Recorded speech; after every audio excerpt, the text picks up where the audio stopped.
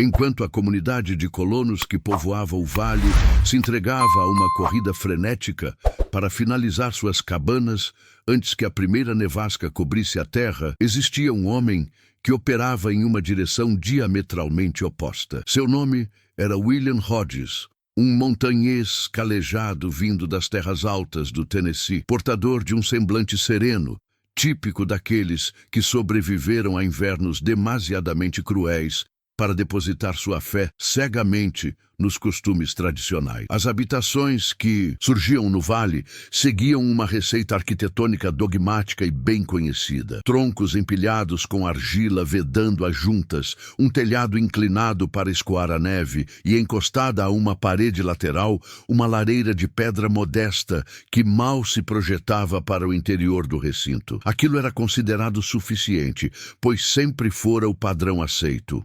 No entanto, William nutria uma discordância silenciosa e profunda. Em vez de erguer uma lareira discreta e convencional, ele começou a transportar lajes de pedra planas e extremamente pesadas, arrastando-as da encosta rochosa até o centro exato de sua cabana, ainda em esqueleto. Semana após semana, ele retornava curvado sob o peso excruciante da carga, assemelhando-se a uma mula obstinada, posicionando cada fragmento de rocha com uma precisão cirúrgica que chamava a atenção alheia e incitava o escárnio coletivo. O que ele estava edificando não guardava semelhança com nada que os habitantes de Boone Fork já tivessem testemunhado. Não se tratava de uma simples lareira. Era uma plataforma lítica gigantesca, uma massa de pedra que invadia profundamente o espaço habitável da casa, ocupando uma esquina inteira do piso. A estrutura parecia menos uma lareira doméstica e mais uma pequena montanha aprisionada entre paredes de madeira. Isso é uma completa insanidade, comentava Samuel McKenna, um dos colonos mais antigos e respeitados, observando-o trabalhar todas as tardes com um ar de superioridade. Ele está construindo uma lareira maior do que o meu próprio quarto de dormir. As gargalhadas ecoavam, repetindo-se como um refrão cruel. Heinrich Vogel, o diretor de instalações, um alemão orgulhoso com décadas de experiência na construção de fornos e lareiras na cordilheira, não fazia a menor questão de ocultar seu desprezo técnico. Ele havia levantado dezenas de casas de pedra, seguindo o mesmo design comprovado. Um fogão eficiente, consumo razoável de lenha e calor apenas suficiente. 2 pés de chaminé bastam para qualquer família. Decente, sentenciava ele com autoridade. O que este homem está fazendo é um desperdício criminoso de pedra, tempo precioso e espaço vital. O líder do assentamento, James Wilson, era ainda mais severo em seu julgamento. Veterano de guerra endurecido, ele valorizava cada quilo de material e cada hora de trabalho como se fossem ouro em pó. Enquanto os outros terminam suas cabanas em 4 semanas, Hodges já está na 7ª.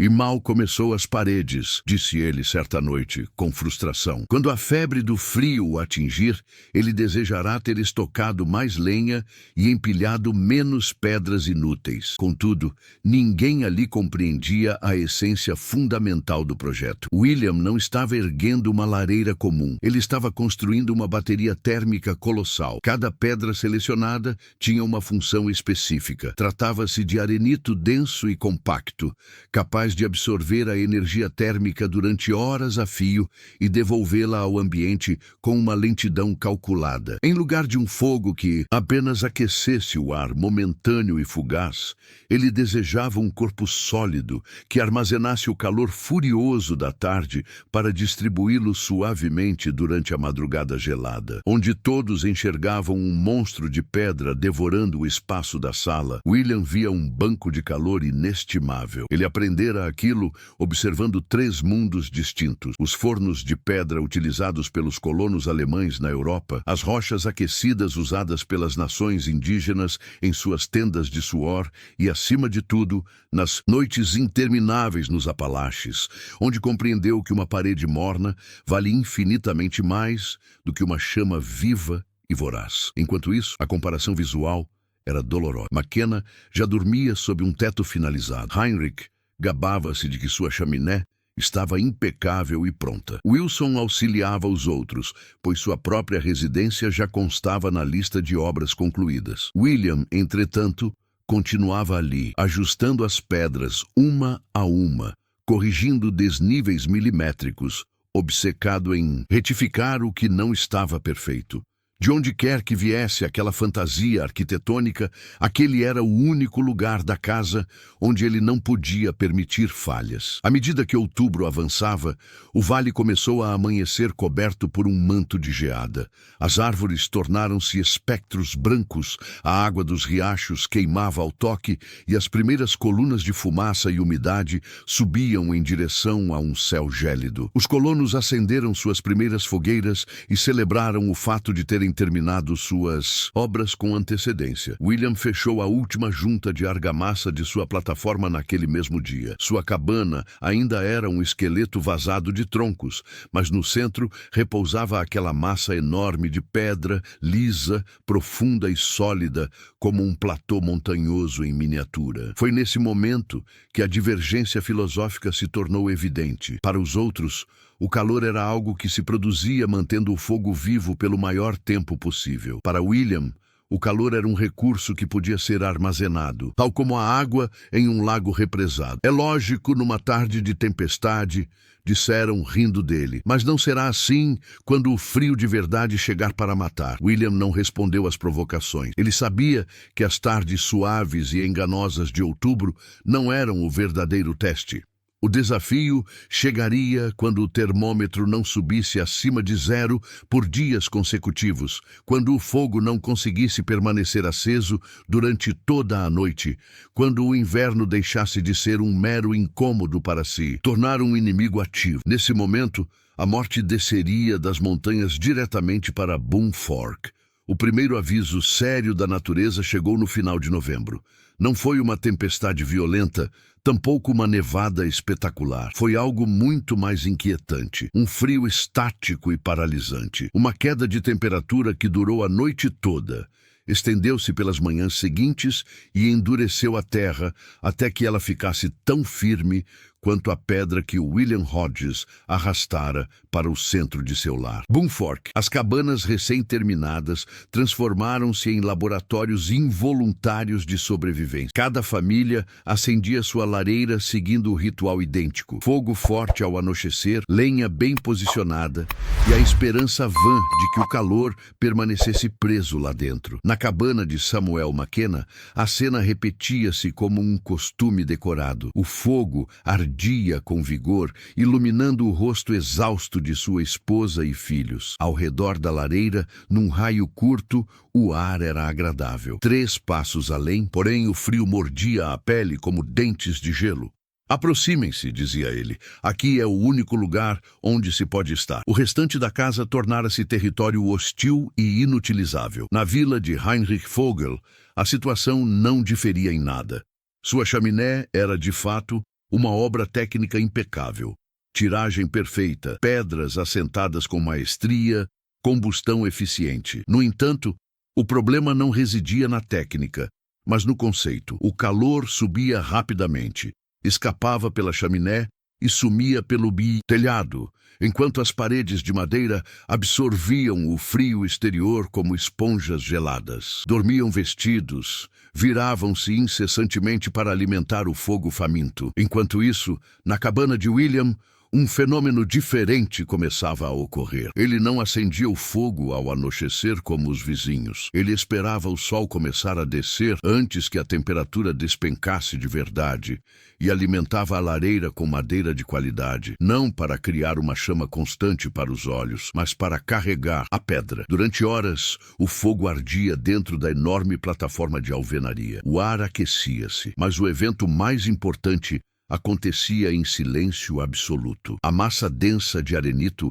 absorvia o calor lentamente, centímetro por centímetro, acumulando energia térmica como uma bateria sendo carregada sem alarde. Os vizinhos não notaram nada no início, mas a diferença gritante apareceu na manhã seguinte. Na casa de McKenna, o fogo havia morrido durante a madrugada. O ar era cortante, o chão estava gelado e um balde de água no canto repousava sob uma fina camada de gelo. Na cabana de William, o fogo também se extinguira há horas.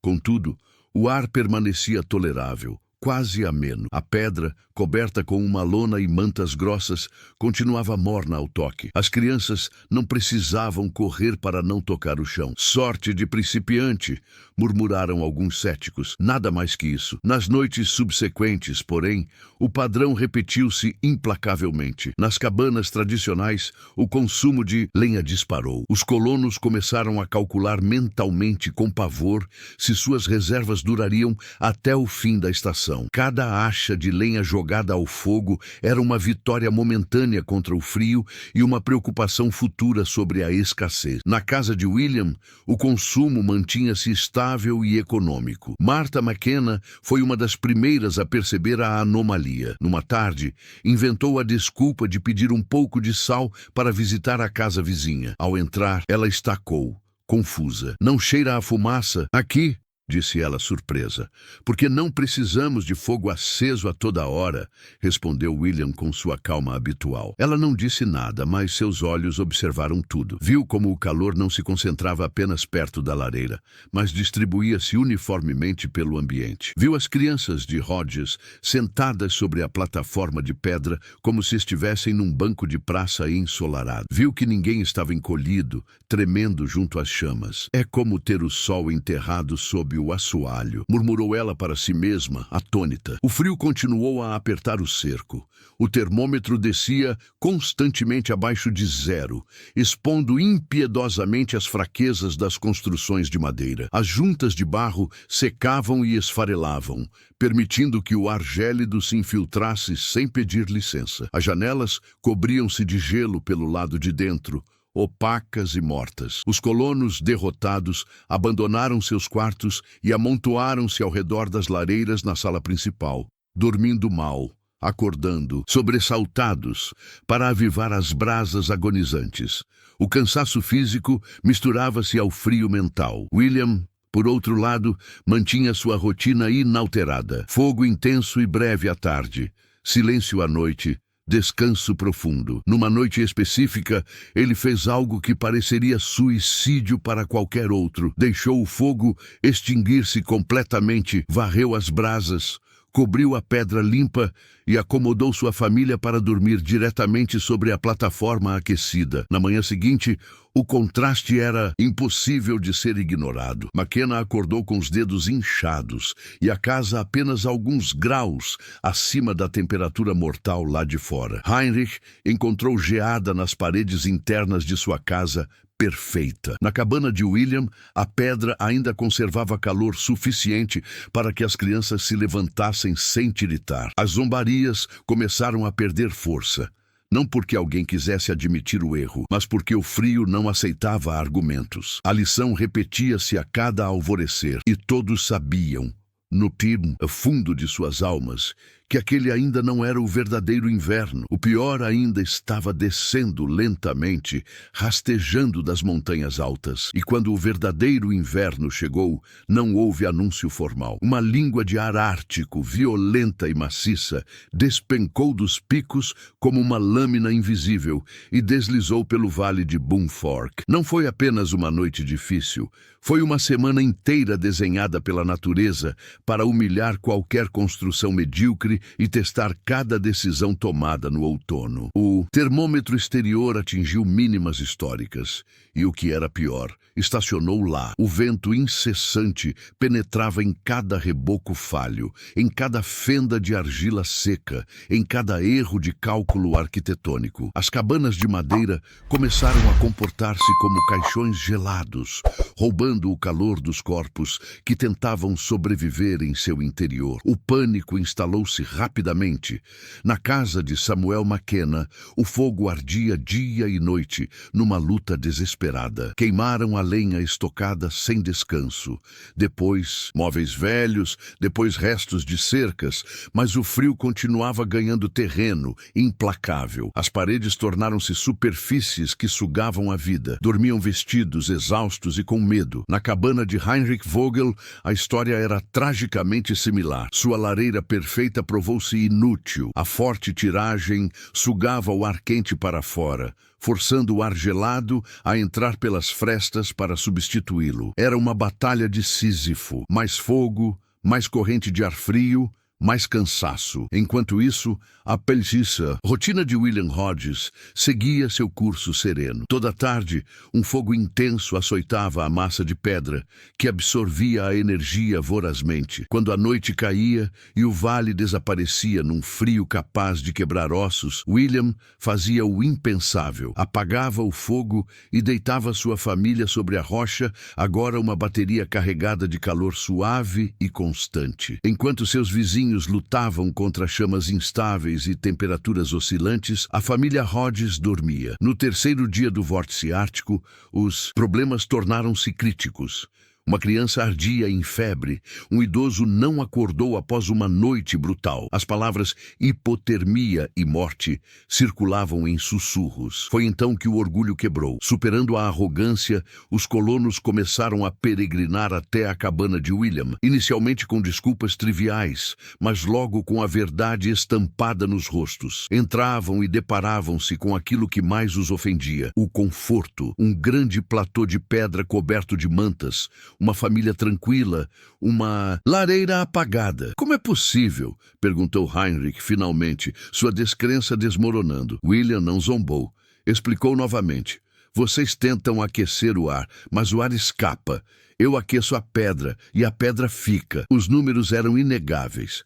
Enquanto os outros queimavam o dobro de combustível para passar frio, William usava metade e dormia aquecido. Seus filhos não tossiam. Sua esposa não tinha olheiras profundas. A zombaria transformou-se num silêncio respeitoso e envergonhado. No sexto dia, chegaram sem desculpas, buscando calor para os filhos, buscando refúgio. A cabana de Hodges tornou-se um santuário temporário e um aviso vivo. James Wilson, o líder rígido, resistiu o quanto pôde, pois aceitar aquela loucura era admitir seu fracasso. Mas no 10º dia, entrou na cabana, tocou a pedra morna com a mão nua e ficou em silêncio por um longo tempo. Não deveria fazer tanto calor aqui sem fogo, murmurou. Não faria se fosse apenas ar, respondeu William.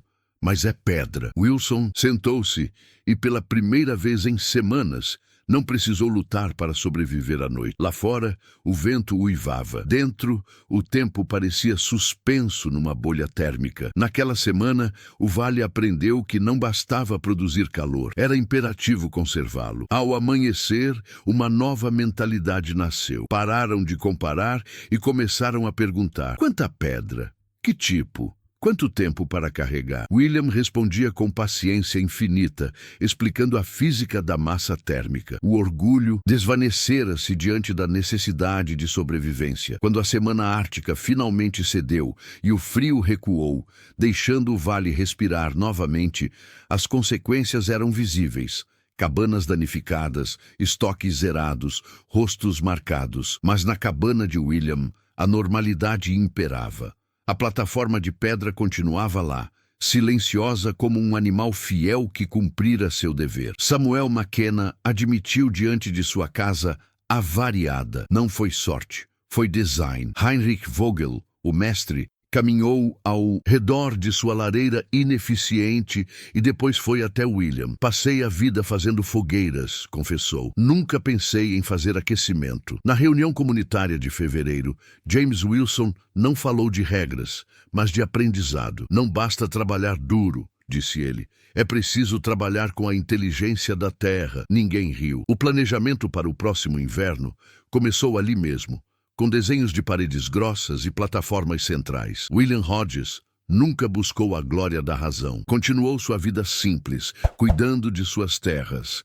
Para ele, a plataforma não era uma revolução, mas uma resposta lógica que a natureza lhe ensinara. Quando perguntaram por que ele não insistira na explicação antes, ele respondeu: porque ninguém ouve enquanto não sente o frio nos ossos. O inverno é o único mestre que convence. Com a primavera, Boom Fork recuperou-se, mas a imagem daquela família dormindo em paz sobre a pedra quente, enquanto o resto do mundo congelava, tornou-se uma lenda local. O que começou como uma piada sobre uma lareira que engoliu uma casa, terminou como uma verdade eterna. Na montanha, a verdadeira inteligência não é lutar contra o frio, mas convidar o calor a ficar.